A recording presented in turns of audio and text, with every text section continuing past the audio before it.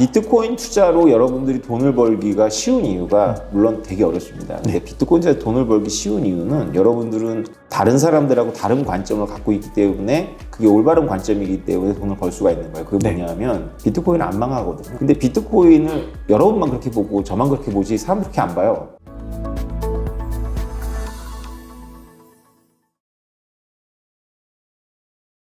네, 구독자 시청자 여러분 반갑습니다. 박 작가입니다.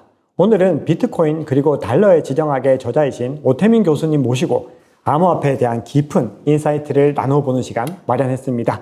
교수님 안녕하세요. 안녕하세요. 저희 채널 또 방문해 주셔서 너무 감사합니다. 영광입니다. 네, 저희 채널에 처음 출연하시고 댓글로 교수님을 꼭 다시 모셔달라는 요청들이 진짜 많았습니다. 그래서 제가 계속해서 교수님 모실 타이밍을 재고 있었는데 요즘에 또 너무 바쁘셔가지고 너무 많은 일정들을 소화하고 계셔서 좀 늦게 또 초청을 드렸는데요. 아마 추석 맞이로 아마 또 시청자분들께서 굉장히 좀 유의미한 시간이 되지 않을까 생각을 합니다. 책 나오시고 너무 바쁘셨는데 요즘 어떻게 지내셨는지 근황 좀 알려주시면 좋을 것 같습니다. 네, 제가 무슨 행사가 있어가지고 미국하고 호주를 갔다가 오자마자 쉬었어야 되는데 한 달 열흘 동안 책을 썼고요. 네, 와, 새 책을. 일주일 쉬고 다시 이제 교정본이 와서 500페이지짜리 책을 지금 일주일 동안 달렸습니다. 500페이지짜리요? 네. 눈 아파 죽겠어요. 와, 그럼 이 500페이지짜리 책은 대략 언제 정도 또 출간하실 계획이신가요? 저한테 달렸는데요. 또 이제 수정안이 오면 또 제가 또 이교를 봐야 되거든요. 그래서 비트코인과 달러의 지정학은 제가 제 영역이 아니라서 너무 조심스럽게 접근했기 때문에 10교까지 봤어요, 제가. 와, 10번을 그냥 천천히 읽으면서 오류를 찾은 거고요. 이 책은 제가 2014년부터 지금까지 한 거에 누적된 거고 이번에 제가 한 프로젝트가 섞여 들어가 있으니까 지겨워요, 저도. 그래서 한 3교에서 끝내려고요. 아, 3교에서? 그럼 이제 1교 보셨으니까 3교 마무리 되면은 나오는 걸로. 그렇죠. 알겠습니다. 저 기대하고 또 그 책 나오면은 제가 꼭 사서 읽어보겠습니다. 자, 첫 번째 질문은 이제 비트코인 이야기부터 좀 해야 될 것 같은데요. 시장의 지금 유동성과 거래량이 역사상 최저점이다. 이런 계속 보도들이 나오고 있고, 실제로 온체인 지표가 그렇게 이제 관찰이 되고 있습니다. 그리고 그 반면에 장기 투자자들은 또 보유 물량들을 계속해서 굳건하게 또 쥐고 있는 그런 모습들인데, 이게 사람들이 과거에도 이런 패턴이었는지, 이렇게 힘들었는지, 이렇게 물어보시는 분들이 굉장히 많으세요. 그래서 지금 현재 시장 상황이 과거 사이클과 비교했을 때 어떤지, 그리고 교수님께서는 이 시장의 전반적인 상황 어떻게 보시는지 정말 궁금합니다. 네, 제가 그렇게 비트코인을 공부하고 초창기에는 저만 공부를 한다는 느낌이 좀 있어서 이제 데이터를 열심히 들여다봤어요. 근데 이제 지난 불장 이후로는 워낙에 이제 뛰어나신 분들이 저 대신 공부를 해주셔가지고 저도 이제 어깨너머로 배우죠. 네네. 근데 과거의 패턴을 얘기하는 건 이제 저는 고인돌이니까 그런 의미에서 여쭤보신 것 같은데 맞습니다. 그 비트코인이 다른 알트들하고 차이 나는 게 뭐냐면 장이 안 좋을 때 고래들의 비중이 늘어나요. 그렇죠. 네. 알트들은 정반대거든요. 완전 반대죠. 그러니까 지금 왜 거래량이 없냐? 제가 있는 건국대학교 정보통신대학원의 블록체인 학과도 이름을 바꿨거든요. 메타버스로. 메타버스로요? 그리고 엊그저께 포스코 최고 경영자 과정에 블록체인 학과 경영자 과정에 원장님하고도 점심을 같이 했는데 거기도 올해 들어서 학생 모집이 어려웠다고 그래요. 그만큼 관심도가 좀 많이. 그렇죠. 그러니까 이제 가장 어두울 때죠. 그렇죠. 가장 새벽에. 2019년이라고 보시면 됩니다. 그리고 2016년. 2016년. 그러니까 참고로 제가 2016년도에 저희 아내가 우리 큰아이가 바이올린 해야 된다고 저한테 돈 달라 그래가지고 제가 1,000만 원을 2년 동안 갖고 있던 비트코인 20개를 제가 1,000만 원에 개당 1,000만 원이 아니고 개당 50만 원에 20개 1,000만 원 정리해서 바이올린 레슨비로 줬고 그리고 이제 우리 큰아이가 바이올린 입시에 뚝 떨어져가지고 예고에 뚝 떨어져가지고 얘를 위로해야 된다고 온 가족이 일본으로 여행을 가서 2016년 10월에 여행 가서 저희 아내가 또 1,000만 원을 썼거든요. 그래서 저는 알죠. 이제 곧 온다고. 근데 이제 우리 아내나 우리 가족들은 이제 코인에 미친 아빠가 돈도 못 쓰게 한다. 이러다가 이제 일본 갔다 와서 이제 있는데 빵 터진 거지. 2017년 되면서. 그래서 저희 가족들이 저를 막 천재인 줄 알았죠. 지금은 이제 좀 냉소적이지만 다시 냉소적이 되는 거 보니까 이제 다 온 거죠. 그러네요. 이제 바닥이 이제 됐다. 저는 이 사이클을 3번째 보기 때문에 그다음 냉소적이 되다가 무관심해지다가 다시 또 천재 이렇게 되거든요. 네. 와, 이게 진짜 인간 지표네요. 이게. 그럼요. 네. 이게 진짜 중요한 게 많네요. 그러면 지금 교수님께서는 시장의 전반적인 상황은 굉장히 바른 방향으로 가고 있다. 이렇게 보고 계신 건가요? 익숙한 패턴입니다. 익숙한 어쨌건. 패턴. 네. 저는 전혀 놀랍지가 않습니다. 네. 여러분들도 이제 몇 번 더 견디면 뭐 그렇게 됩니다. 네. 네, 잘 알겠습니다. 지금 교수님께서 시장의 상황들은 우리 투자자들은 굉장히 많이 걱정을 하고 계시지만 우리가 과거의 사이클과 비교했을 때는 굉장히 좀 정상적인 패턴, 일반적인 패턴으로 가고 있다라고 말씀을 주셨습니다. 자, 그러면 제가 현재 시점에서 가장 중요한 이슈여서 초대 손님분들께 꼭 여쭤보는 질문이 있는데 블랙락의 비트코인 현물 ETF 신청. 아마 많은 분들이 시장에서는 승인될 거다 이렇게 뭐 사실상 좀 믿고 있는 분위기인데 교수님께서는 이 결과가 어떻게 될지에 대한 부분들 그리고 만약에 된다면 언제 승인이 될지 그리고 비트코인 시세에는 어떤 영향을 미치게 될지 궁금합니다. 요번 건이 안 될 수도 있죠. 이번에는 그런데 지금 분위기는 다 온 것 같아요. 네네. 그러니까 지금 법원의 판결이라든가 블랙록이나 지금 나스닥도 지금 적극적이거든요. 네, 맞습니다. 이런 걸 보면 지금 미국 동부의 금융 엘리트들 사이에서는 SEC의 거절 사유, 소비자 보호가 안 되고 시장 조작이 의심된다. 이걸로는 안 된다. 그렇죠. 이제 설득력이 없어진 그건 거죠. 설득력이 없다. 니네가 허락을 해야 그 두 가지가 다 해결이 되는 거죠. 해결이 되는 거다. 그렇죠. 니네가 풀어라. 이런 분위기거든요. 분위기가 완전히 바뀐 거네요. 이제는. 그렇죠. 그 주체 자체가 해결해야 될 부분들이. 제가 지금 뉴스를 이제 저는 선택적으로 보지만 네. 옛날에는 진짜 일어나면 한 3시간 동안 이제 비트코인을 구글링 해가지고 다 읽었어요. 그때는 이제 기사가 얼마 안 되니까 그렇죠. 3시간이면 되거든요. 네. 그걸 한 5년 했어요. 근데 이제 5년. 저 대신 공부해 주시는 분들이 많아서 이제 그런 걸 보기도 하고 요새 제가 이제 비트코인 구글하면 별 쓸데없는 것까지 다 너무 나와서 그렇죠. 잘 안 보고 선택적으로 보는데 제 관심 분야가 바로 미국의 동부 엘리트들이에요. 그렇죠. 근데 분위기는 진짜 많이 바뀌었다. 알겠습니다. 그러면 이거는 결국은 이 결과가 어떻게 나올지는 뭐 사실은 예측한다는 것이 굉장히 좀 어렵지만 그래도 지금의 어떤 분위기상으로는 굉장히 좀 비트코인의 우호적인 움직임들이 확연하게 일어나고 있다. 그런 정도로. 그렇죠. 그러니까 우리가 날씨는 못 맞춰요, 저도. 네. 근데 계절을 맞추거든요. 그렇죠. 그리고 저는 계절은 안 틀린 것 같아요. 뭐 쪽집게처럼 맞춘 적도 별로 없지만 틀리진 않았어요. 네네. 근데 이 미국 동부 금융 엘리트들의 그 분위기는 계절이거든요. 그렇죠. 계절은 지금 좋다. 네. 굉장히 좀 위로가 되는 얘기고 이게 지금 시장에서는 그런 것들이 가장 중요한 것 같습니다. 이게 누가 이걸 쪽집게처럼 맞추는 거는 사실은 그 시장에 계신 분들도 알 수 없는 것들인데 그럼요. 전체적인 그런 부분들은 굉장히 중요하다고 생각을 합니다. 자, 그리고 이 교수님께서 이 블랙락 관련된 이슈들을 말씀을 하시면서 크립토 청산 시장 이런 개념을 좀 말씀해 주시는 거를 들었는데 이게 어떤 개념이고 이 암호화폐 시장에 어떤 영향을 미칠지 좀 설명해 주시면 좋을 것 같습니다. 청산 시장은 되게 중요하죠. 네. 그러니까 이게 우리나라는 아니고 미국하고 영국에는 이제 이 선물 거래나 이런 게 이제 거래소가 따로 있고 청산 기관이 따로 있어요. 네.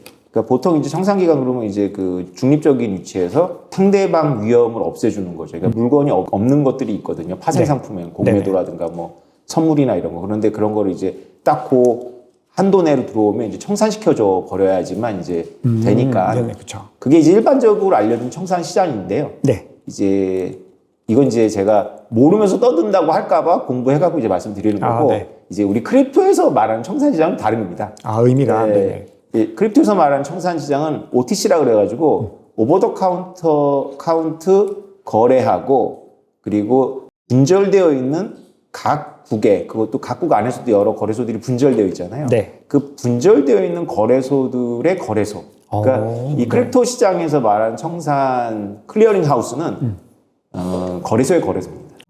그래서 왜 기억하시겠지만 2022년도에 골드만삭스가 OTC 시장에 갤럭시 디지털하고 같이 한다 이런 거잖아요. 네네, 맞습니다. 그게 뭐냐면은 왜 OTC가 필요하냐면 우리가 거래소에서 거래를 하는 거랑 똑같은데 거래소에는 이제 누군가가 뭐 매도 호가를 부르고 누군가가 매수 호가를 부르면 내가 가서 그거를 이제 사면 되잖아요. 주면 되잖아요. 네. 그러니까 우리가 거래소에서는 매도 호가라는 게 있고 매수 호가라는 게 있어서 내가 가서 주시면 되는데 만약에 내가 비트코인 10,000개를 매도하거나 10,000개를 매수하고 싶어. 그러면 거래소에서 할 수가 없잖아요. 그쵸. 네. 나 때문에 가격이 폭락하거나 나 때문에 가격이 올라요. 누구나 자기가 비싸게 팔고 싶고 싸게 사고 싶기 때문에 내가 많이 살려고 그래서 가격을 내가 올려서 사고 싶지 않고 그렇죠. 내가 파는데 내가 가격 후려쳐서 팔고 싶지 않잖아요. 이럴 때 이제 누굴 찾아가려면 골드만삭스를 딱 찾아가는 겁니다. 내가 10,000개 비트코인 있는데 내가 지금 이 시장 가격에 팔고 싶어. 그럼 골드만삭스가 일단 잡아주는 거죠. 그렇죠. 잡아주고 이제 매수자들을 구하는 겁니다. 시장 바깥에서. 네네. 그 매수자가 10명일 수도 있고 5명일 수도 있고 뭐 하루 정도에 구해버려요. 아, 하루 근데 만에. 만약에 골드만삭스 본인이 관심 있으면 본인이 일단 잡죠. 네. 그리고 팔 자신이 있으니까 잡는 거예요. 그렇죠. 그러면 이게 위험하냐? 우리한테는 엄청 위험한데 골드만삭스 정도 되면 이거는 완전히 땅짓고 헤엄치기거든요. 아, 그렇죠. 무위험 거래다. 네. 그렇죠. 무위험이죠. 이거는 그러니까 대규모 자본이 있는 그리고 인맥도 출중하고 아, 그쵸. 다 거기 가면 그렇게 모이는구나. 이런 곳에 제가 하면 안 되죠. 왜냐면 제가 누군지 모르잖아요. 네. 지금은 좀 해도 되나? 근데 전 세계는 모르잖아요. 그죠? 네. 그러니까 골드만삭스 정도가 이제 이런 딱 장을 마련해 놓으면 거래소들도 와요. 네네. 왜냐면 그렇죠. 거래소들도 이 코인하고 했는데 누군가가 물량을 크게 부르면 없거든요. 네. 그러면 그 거래소들도 남의 거래소한테 일일이 전화하기가 좀 그러니까 여기다 물어보는 거죠. 그러면 내가 알아봐 줄게 하고 이렇게 알아봐서 연결해주고 수수료도 있고. 그쵸. 아, 어떤 개념인지 좀 알겠습니다.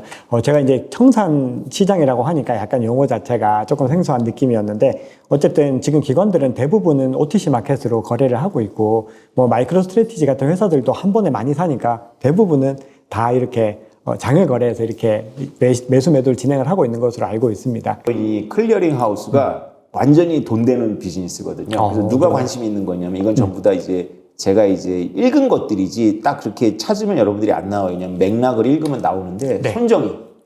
네. SBI가 크립토 클리어링 하우스라고 검색하면 SBI가 꼭 나옵니다. 네, 요즘 SBI가 계속 저도 많이 그다음 나오더라고요. JP 모건, 네. 그다음에 골드만삭스. 이런 데가 왜 관심이 있냐면 네. 자기네들이 놓친 걸 알아요. 거래소를. 네. 거래소가 돈 되잖아요. 그러네요. 네. 근데 거래소들이 하는 행태를 보면 무허가 막 FTX처럼 막 엄청나게 하거든요. 자기네 신뢰가 있잖아요. 네. 그러면 거래소들의 거래소를 하면 사실 이게 뭐냐면 중앙은행이거든요. 아, 그러네요. 와, 또 새로운 관점이네요, 이거는. 자, 그럼 다음 질문 좀 드려보겠습니다. 지금 시장이 이제 반감기에 대한 부분들 앞서 또 말씀을 또 해주셨는데, 이제 아무래도 3차 반감기 당시에 과거보다는 좀 지지부진한, 그래도 뭐 상승을 많이 했지만 그래도 과거에 비해서는 좀 약해진 모습이었다라고 평가를 하고 있고, 그렇죠. 자, 그렇다 보니까 이 많은 분들이 이번 사이클이 아까 말씀 주셨던 2016년 당시의 상황인지 2019년 당시의 상황인지에 대한 부분들이 굉장히 좀 고민이 되는 그런 부분들이 있습니다. 그래서 그런 질문들을 많이 주시는데, 이번 사이클이 그 과거 바로 전 3차 반감기 때보다 더 큰 강세장을 가지고 올 거라고 교수님께서는 보시는지, 아니면은 더 적은 효과를 가지고 올 거라고 보시는지 궁금하고, 또 하나는 이 과거의 유사한 타이밍과 패턴인데, 이제 타이밍에 대해서 말씀하시는 것들이 제가 봤는데, 타이밍이 또 어떻게 오게 될지 이런 것들 말씀 주시면 좋을 것 같습니다. 우리 암호화폐 세계에서는 가장 큰 잔치가 반감기죠. 네. 비트코인의 반감기가 내년 5월입니다. 보통 반감기가 끝나고 반영되는 건 한 8개월 정도 지나서 반영이 됩니다. 네네. 그렇죠. 보통 저점 기준으로, 반감기 전에 저점 기준으로 30배 정도 찍고 꺼집니다. 네. 그러니까 우리가 지난 2019년도, 2020년도에 바닥이 한 300만 원이었을 거예요. 네네. 그 코로나 때. 네. 그러면 300만 원을 바닥으로 하고 일반적으로는 3은 그 9천만 원을 찍은 거거든요. 네. 와. 맞잖아요. 그죠? 그러네요. 네. 8천만 원까지 갔습니다. 네네. 8천만 원까지, 8,100만 원까지 갔었죠. 그러니까 뭐 그렇게 패턴에 어긋났던 건 아니에요, 사실. 그러네요. 최저점과 비교를 했을 때는. 네. 그리고 나서 이제 다시 폭락한 상태에서의 저점은 그 저점의 한 10배 정도거든요. 네네. 그러니까 지금 맞잖아요. 3천만 그쵸. 원 정도. 네, 그렇죠? 지금. 그러니까 그게 큰 꽤 패턴에 어긋난 건 아닌데 우리가 느끼기에는 이제 1억을 넘었을 수 있다라고 생각했던 거죠. 그렇죠. 그 당시에 1억에 대한 어떤 내러티브들이 되게 많았습니다, 실제로. 그러니까 그거는 좀 이제 달성을 못했는데, 이제 그 이유는 이제 사람들은 이제 그 연준의 이자율 인상이라고 보는데 네. 저는 약간 관점이 달라요. 저는 그거보다는 어우 전쟁이라고 보고 있습니다. 네, 지정학적인 네, 이슈로. 지정학적 이슈로 네. 보고 있습니다. 그래서 왜 2022년도 봄까지만 해도 구글도 뭔가 발표하고 막 이러다가 갑자기 조용해졌잖아요. 그렇죠. 갑자기 분위기가 확 바뀌었죠. 오, 예. 네. 기관들과 이게 IT 공룡들이 비트코인을 전혀 언급을 안 했습니다. 지난 1년 동안. 그러네요. 그거를 딱 깨고 나온 게 이제 블랙록이에요. 분위기를 완전히 반전시켜 준 거네요. 이 그렇죠. 블랙락이. 네. 네. 그러니까 블랙락 정도 되니까 이제 깰 수 있었던 거예요. 미국 그렇죠. 백악관하고 따위 먹을 수 있다. 이게 방송 용어인지 모르겠지만 그렇죠. 뭐, 네. 그냥 뭐 바이든하고 친구인데 뭐 이 정도 되는 거고. 그렇죠. 사실은 그 입김이. 네. 자, 그러면 제가 요 비트코인 관련해서 반감기 얘기를 요거를 이 질문을 할까 말까 고민 좀 했는데 하나만 더 드려보면은 좀 요런 시선들이 있습니다. 이제 반감기가 왔을 때 지금 교수님께서는 이 연준보다는 러우 전쟁의 영향이 더 크다고 말씀을 하셨는데 또 시장에서는 이번 금리에 대한 부분들을 더 크게 보는 입장들도 있다 보니까 이번에 이제 반감기에 큰 여파가 오기 위해서는 어떤 연준의 통화 정책에 의한 부분들, 이게 어떤 좀 긴축이 이제 완화가 돼야 되는 측면들, 그리고 블랙락 ETF를 통해서 수요가 또 늘어나야 되는 부분들, 수요에 대해서 더 많이 지금 어떤 포커싱이 되는 부분들이 있는데 이런 부분들이 이루어지지 않아도 반감기는 반감기대로의 효과를 가지고 갈 수 있다고 보시는 건가요? 교수님? 그럼요. 네. 그러니까 2020년도부터 동기화가 됐죠. 네. 그러니까 비트코인과 일반 자산이 동기화되고 비트코인이 훨씬 더 크게 움직이니까 네. 마치 비트코인이 미국을 중심으로 한 국가들의 거시경제 조작에 완전히 그냥 놀아나는 것처럼 지금 나쁘게 분위기가 말하면 네네. 그렇게 인식을 해요. 사람들이 그러니까 기억이 그러니까 최근 것만 저장하는 거죠. 비트코인에 저도 통계를 공부했기 때문에 할 수 있는데 엑셀에다가 비트코인에 10년 가격을 넣고 10년 동안의 거시경제 조작하면 상관계수 제로 나옵니다. 네. 왜 그럴 수밖에 없는데 비트코인 10,000배가 올랐는데. 그럼요. 네. 상관계수가 어떻게 계산이 돼요, 그렇게? 책정이 불가능합니다. 네. 그럼요. 그러니까 비트코인은 내생적인 효과가 훨씬 더 크다. 왜 그러냐면 비트코인은 아주 되게 독특한 자산인데요. 전 세계에 여러분 생각해 보세요. 이런 규모의 자산 중에 존폐 위기가 늘 거론되는 자산이 이거밖에 없어요. 그렇죠. 금이 없어질 거라고 말하는 사람 없고 아무도 없는데. 부동산이 없어질 거 꺼진다고는 얘기지 부동산 없어질 거라고 말하는 사람 없잖아요. 네. 근데 아직도 나심 탈레면 비트코인 없어진다 얘기하잖아요. 네네, 그렇죠. 그러니까 늘 존폐 위기가 문제가 되기 때문에 존폐 위기가 없어지는 게 바로 반감기 이후의 현상이거든요. 원래 이제 반감기가 왜 오르냐 하면은 여러 이유가 있지만 반감기 전에 막 언론들이 엄청 저주를 해요. 야, 니네 반감되면 채굴자들이 다 나가. 다 그런 보상이 줄어드니까. 근데 반감기가 되는데 채굴자들이 나가기는 거면 채굴자들이 좋아요. 가격이 오르니까. 그러니까 이게 안 망하네. 그래서 이제 억제됐던 이제 투자금이 또 들어오는 거거든요. 이런 내생적인 요인이 훨씬 더 크기 때문에 상관계수를 지난 10년 거를 반감기를 기준으로 굴려보면 제가 보기 제 확신합니다. 상관계수라는 건 0부터 1까지니까 0.7 이상 나옵니다. 반감기. 네. 많은 분들이 염려하시는 부분들이 좀 많이 해결이 된 것 같습니다. 왜냐하면 해결까지는 제 의견이니까. 네, 그래도 이게 어떻게 보면은 이제 그 원리에 대해서 좀 이해를 하고 있어야지 이게 왜 그렇게 되는지를 알 수 있는데 다들 막연하게 반감기를 기다리다 보니까 마음에 부담이 있는 거거든요. 근데 그렇게 얘기는 하지만 안 될 것 같기도 하고 약간 그런 느낌이었는데 이게 훨씬 더 내생적인 원인들로 인해서 일어나는 현상들이고 지금까지 사이클로 봤을 때는 분명히 다음 반감기에서도 우리가 유의미한 어떤 성과를 볼 수 있다. 이렇게 정리를 할 수 있는 거잖아요. 비트코인 투자로 여러분들이 돈을 벌기가 쉬운 이유가 물론 되게 어렵습니다. 근데 비트코인 투자로 돈을 벌기 쉬운 이유는 여러분들은 다른 사람들하고 다른 관점을 갖고 있기 때문에 그게 올바른 관점이기 때문에 돈을 벌 수가 있는 거예요. 그게 뭐냐면 비트코인은 안 망하거든요. 근데 비트코인을 여러분만 그렇게 보고 저만 그렇게 보지 사람 그렇게 안 봐요. 물어보세요, 바깥에서. 친척들한테 추석 때.